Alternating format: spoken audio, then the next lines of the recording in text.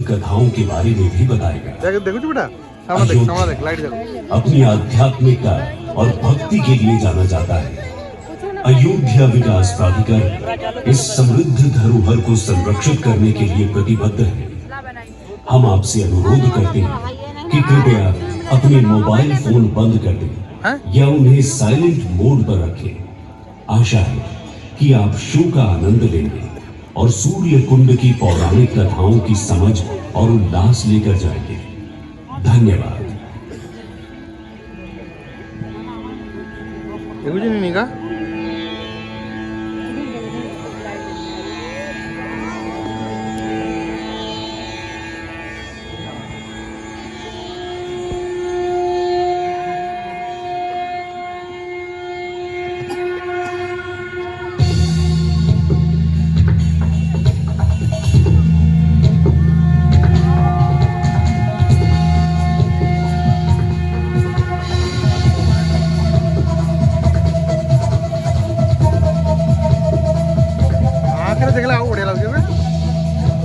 आखिरी उड़ा अलगा उड़ा लागे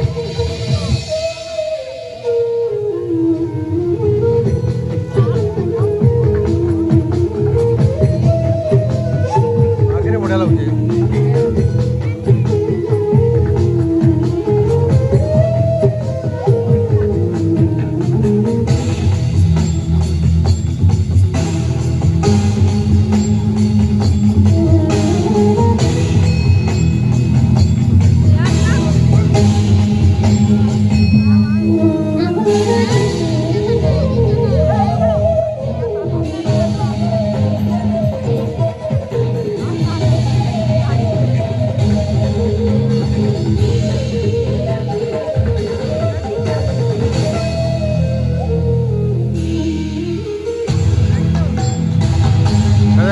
पानी के अंदर हो जाए पानी के अंदर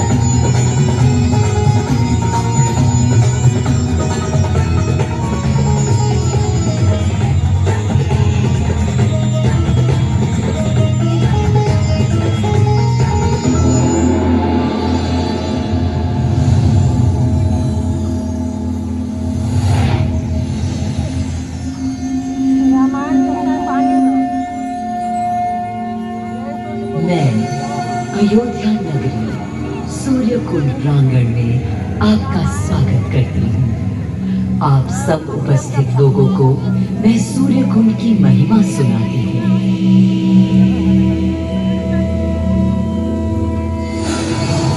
भारत की मिट्टी अनेकों दिव्य आत्माओं की जन्मस्थली है, पर आज मैं आपको कथा सुनाऊंगी भगवान विष्णु के उस अवतार की जिनके अवतरण से मैं पावन हो गई सदा सदा के लिए।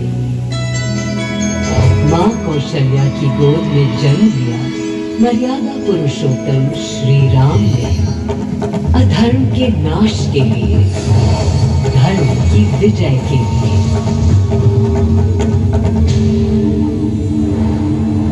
किंतु उन्हें अयोध्या त्याग 14 वर्ष के वनवास पर जाना पड़ा।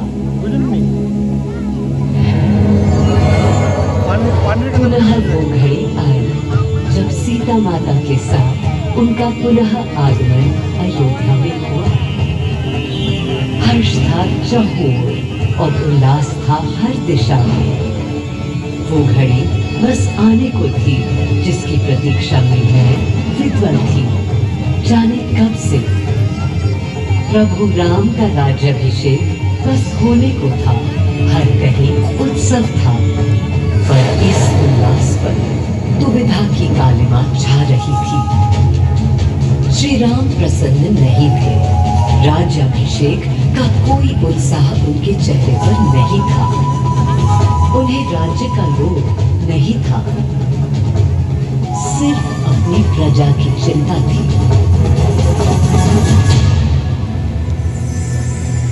सबके मन में एक ही प्रश्न था, कौन हल कर सकेगा श्री राम की इस दुविधा को, मिटा सकेगा इस अंधकार को?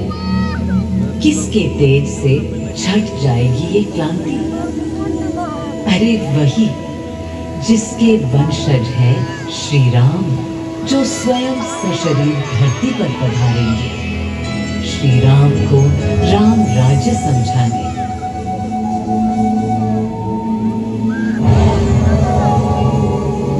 ये गाथा उस शक्ति पुंज की है जो पृथ्वी पर जीवन और सृष्टि का केंद्र था, है और रहेगा। वो अखंड शक्ति स्रोत जो दिशा दिखाता है सतत अनवरत, जिसने श्री राम का मार्ग प्रशस्त किया। आदि नारायण सूर्यदेव। अयोध्या वासियों को भी प्रभु श्री राम की इस दुविधा का आभास होने लगा था। देखा क्या? तुमने देखा क्या? कितने सब ऊंचाई से श्री रघुवीर थे। पद की प्रसन्नता या तर्क निरप होने का ललक या उमंग कोई कुछ भी तो दिखी नहीं। मुकुट सामने रख कितने अधीर थे। वे तो थे अधीर नहीं, हाँ थोड़े गंभीर थे। सौम्य पर निर्बलों की पीड़ा थी। दीन, असहाय वंचितों का दर्द था। उनके लिए मुकुट अथवा राज सिंहासन वैभव का लोभ नहीं। अब कैसे सुखी दिखे जब तक सुखी सारे लोग नहीं। तब दिशा निर्देशन के लिए श्री राम ने स्वयं सूर्यदेव का स्मरण किया। श्री राम सूर्यदेव का आह्वान करने लगे। क्लांत मन से उन्होंने अपने पितामह को याद किया। मन असमंजस में था उनका। कर्तव्य की सही दिशा उन्हें सूझ नहीं रही थी। क्या उचित है प्रजा के लिए, उनके लिए, वंश के लिए, धर्म के लिए, शांति के लिए? इसी परामर्श के लिए अंतर्मन से उन्होंने सूर्यदेव को पुकारा।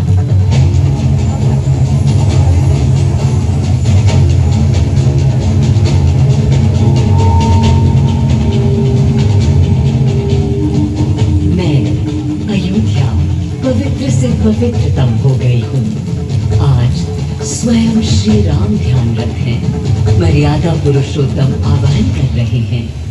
उन सकारात्मक शक्तियों का संचार कर रहे हैं जो उन्हें, मुझे और मेरे यानी अयोध्या के हर निवासी को अनंत काल तक सही दिशा दिखाएंगे। संभव है स्वयं सूर्यदेव सशरीर पधारे अयोध्या की धरा पर।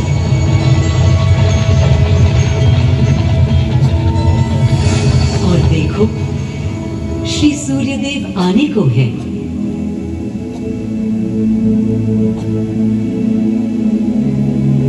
उनकी पहली किरण के स्पर्श से कलियां एक एक कर खिलने लगी।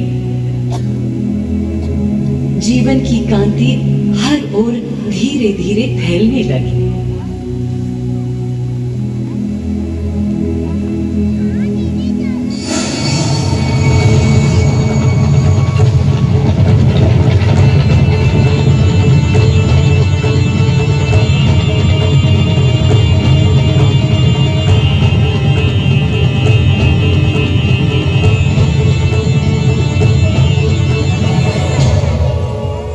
कितना अनोखा दिन है। स्वयं सशरीर अपने अलौकिक स्वरूप में पधारे हैं श्री सूर्य देव नारायण और उनके अधीर मन के संशय मिटाने को। अधीर है या गंभीर है, मैं जानता हूँ क्या उनकी पीड़ा।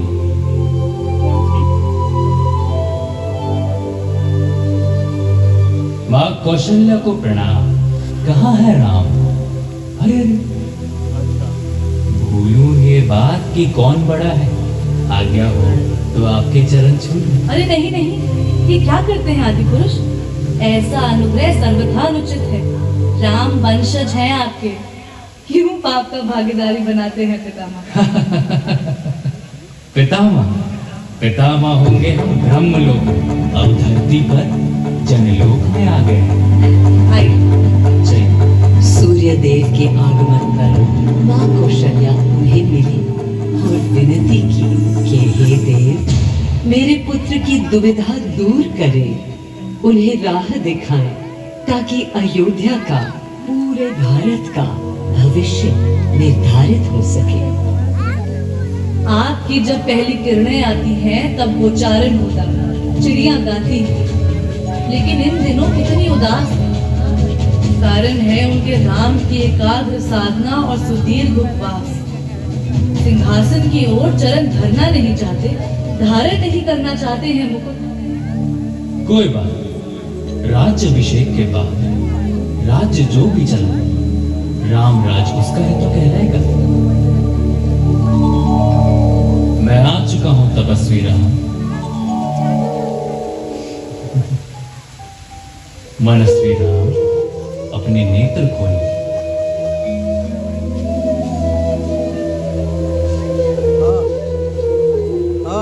प्रणाम पितामह, प्रणाम। प्रणाम मेरे राम, प्रणाम। पितामह, राम राज्य क्या है? राम स्वयं पूछ रहे हैं कि राम राज्य क्या है। पुनर्ता नया प्रश्न है। भास प्रेम परम तत्व हो, सब में समत्व हो। दैहिक दैविक या भौतिक संतापों की औषधि अचूक राम बाण है।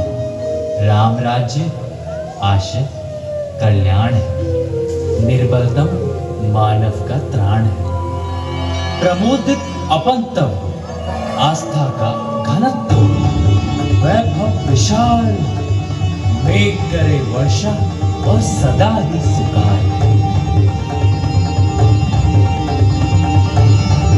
दिशाएं सब मस्त हो, जनपद ये स्वस्थ हो, उपद्रव ना ही और ना कोई आतंक हो।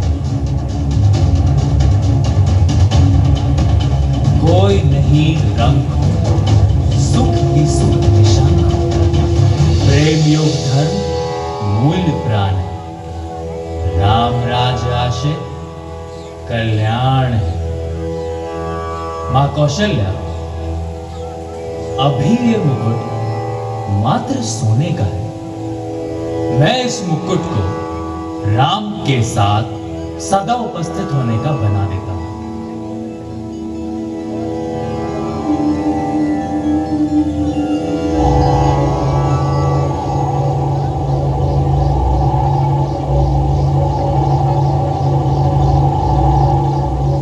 स्वयं सूर्य देव ने मेरी यानी अयोध्या की धरती पर श्री राम को राम राज्य का वर्णन सुनाया, उसका आधार रखा और उनके मुकुट को अपनी रश्मियों से आशीर्वाद दिया। श्री राम के नेतृत्व में हर ओर खुशहाली, प्रेम, शांति और संयम फैला। हर ओर रोशनी, प्रकाश और जीवन का संगीत गूंजने लगा। राम राज्य का पथ दर्शाकर चल दिए सूर्यदेव पुनः अपने लोक, ताकि अनंत काल तक अयोध्या ही नहीं, पूरा विश्व उस शक्ति का संचार अनुभव कर सके। हर दिशा खिल उठी श्री राम के राम राज्य से। सूर्यदेव के स्पर्श से पावन हुई मेरी धरा, पर जहां उनका रथ रुका था वहां स्वयं यह कुंड बन गया। समय बदला, मेरा और इस कुंड का स्वरूप भी बदलता गया।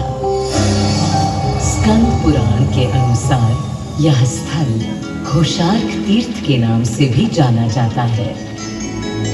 जब प्रतापी राजा घोष यहाँ आए और उन्होंने ऋषियों को यहाँ स्नान करते देखा तो स्वयं भी किया, जिसके बाद उनका शरीर दिव्य, निरोगी और अलौकिक हो गया।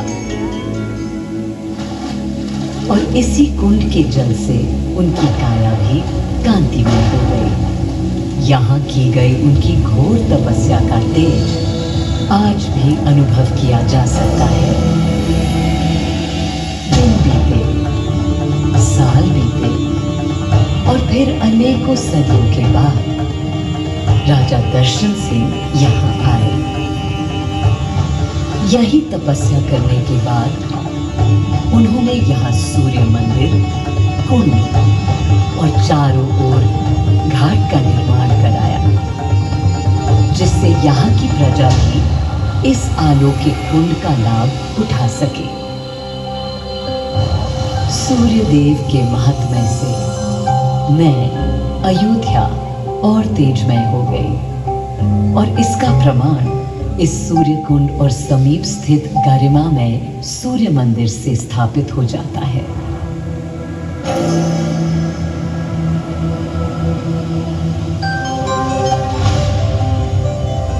मैं अयोध्या इस हर्ष से भूली नहीं समाती कि मेरी ही धरती पर राम राज्य की आधारशिला रखी गई। आज भी अयोध्या एकता, आस्था और शांति के लिए उदाहरण बनी हुई है।